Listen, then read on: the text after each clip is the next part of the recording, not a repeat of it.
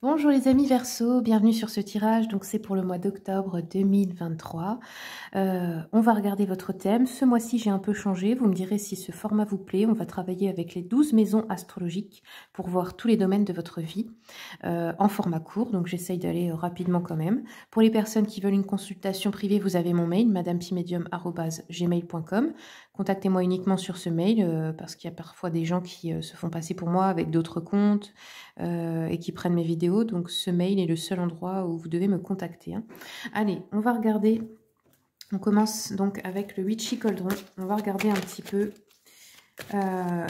l'image de vous-même ce mois-ci. Je commence avec la maison 1. Quelle est votre image de vous-même ce mois-ci? Alors, on a une image plutôt fertile là de soi-même.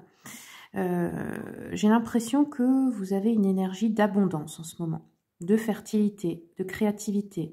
Vous vous sentez belle, beau. Il y a des femmes qui retrouvent aussi leur féminité, qui se connectent plus à la nature, à l'art aussi, qui se sentent en harmonie avec eux-mêmes. Donc là, c'est plutôt bien. La maison 2, nous avons les possessions, les biens matériels. Ici, la sécurité financière. On a du succès, on a de la réalisation. Là, vous vous sentez bien, vous vous sentez en sécurité. On a peut-être des personnes aussi qui vont faire un voyage.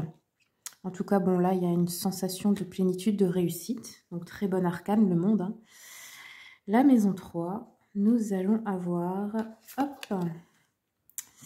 Alors, on nous dit que vous passez à autre chose par rapport peut-être à un conflit. On trouve peut-être un compromis, on met fin à un conflit, donc ça peut être avec vos enfants, ça peut être un conflit interne par rapport à ce que vous avez vécu dans votre enfance, une blessure ou quelque chose comme ça, ou un travail dans la petite enfance ou quelque chose comme ça. On peut nous parler d'un déplacement aussi qui sera court pour résoudre un conflit. Bon, ici c'est avec l'entourage, je pense. Peut-être on réussit mieux à communiquer avec un entourage. On réussit à être plus calme, plus pacifique, je pense. La maison 4, donc ça c'est tout ce qui concerne votre foyer, vos racines, votre lignée familiale, les terres, l'immobilier.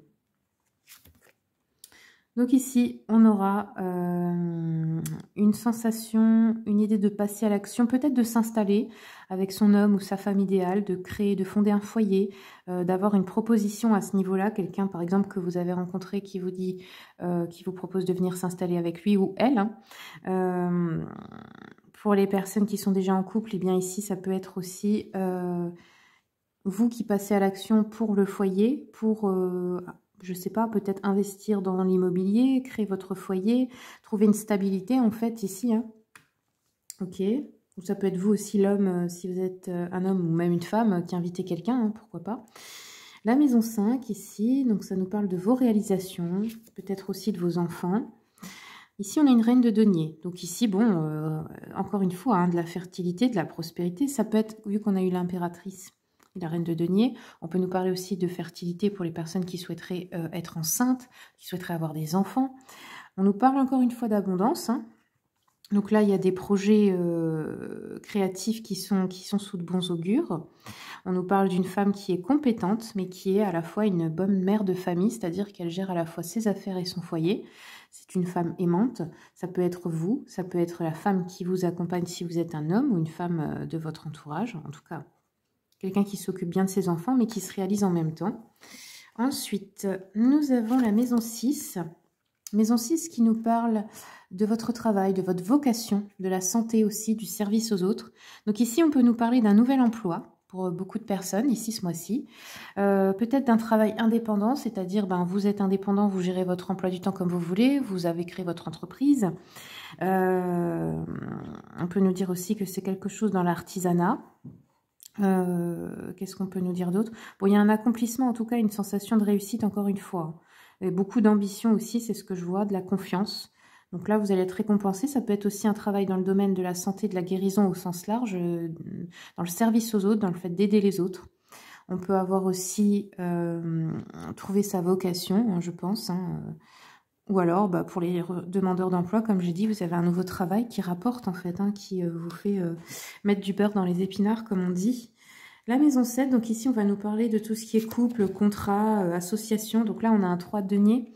Donc là ça peut nous parler d'un travail d'équipe, de s'associer peut-être avec d'autres personnes pour monter un projet ou de faire des activités de groupe ou de collaborer et de travailler à plusieurs pour un objectif commun. Ça peut être le couple aussi qui travaille ensemble pour réaliser quelque chose. La maison 8, alors ici ça nous parle de tout ce qui est argent, affaires, sexualité. Donc ici on a le chariot, hein. Donc on nous dit que vous surmontez des obstacles pour réussir vos ambitions. Ça peut être surmonter un problème financier, ça peut être surmonter un problème de libido dans le couple, se mettre une discipline on peut dire, hein. Parce que la maison 8 c'est la maison du scorpion, c'est aussi la mort et la renaissance. Donc là avec le chariot on voit qu'il y a du mouvement, ça peut être des personnes aussi qui vont déménager ou se déplacer. On a un 3 d'épée qui nous parle de libérer une douleur.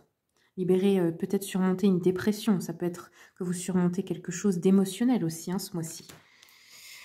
Ensuite, la maison 9. Qu'est-ce que ça va nous dire pour la maison 9? Alors, ici, on a une hésitation.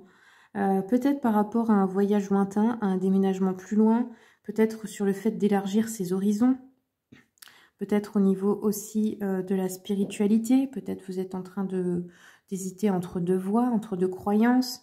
Peut-être aussi que certaines personnes hésitent à reprendre des études ou une formation. Là, on a une quête de sens en fait. Donc, il y a une décision à prendre dans ce domaine qui est peut-être un peu difficile. Ça peut être aussi d'hésiter entre deux relations, entre deux lieux de vie, de travail différents. Enfin, vous voyez, il y a la notion d'être un peu divisé là, ici. Ensuite, la maison 10, on nous parle des ambitions de votre vie publique, de votre carrière. Ici, on nous parle de restrictions peut-être, de se sentir restreint au niveau des possibilités, peut-être des restrictions financières, hein, dans le but d'organiser quelque chose, de mettre de l'argent de côté. On nous parle aussi d'un retour de voyage ou de vacances. Ouais. Il y a je sais pas comment dire ça. Oui, peut-être il pourrait y avoir un petit découragement, mais c'est pas grand-chose, hein, mais ouais. Dans l'avancée que vous allez mettre en place, vous voyez. Alors ensuite, la maison 11, les amis, le réseau social. Ah bah ici, on nous parle de solitude. Donc peut-être vous avez, je sais pas, vous avez changé de cercle, vous avez évolué et en route laissé des personnes qui étaient vos amis avant, qui ne le sont plus. Peut-être un petit retour à soi ici, peut-être qu'il y a la sensation de plus réussir à s'intégrer dans la société.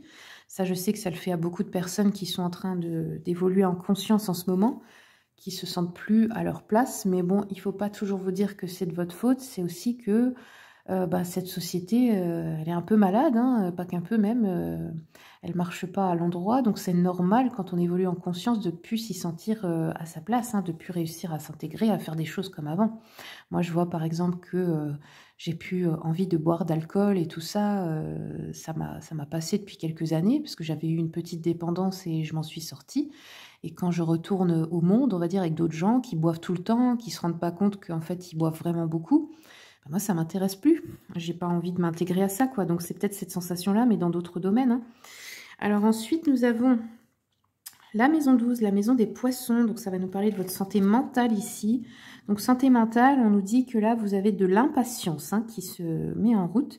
Vous avez du mal à attendre, en fait. Vous avez envie de savoir l'avenir, de savoir ce qui va se passer. Vous avez envie d'avoir une nouvelle. Vous attendez quelque chose et vous êtes impatient, là, ici, hein.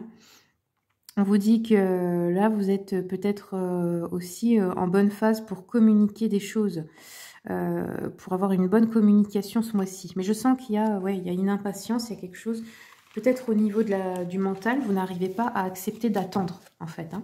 J'ai l'impression que c'est comme ça.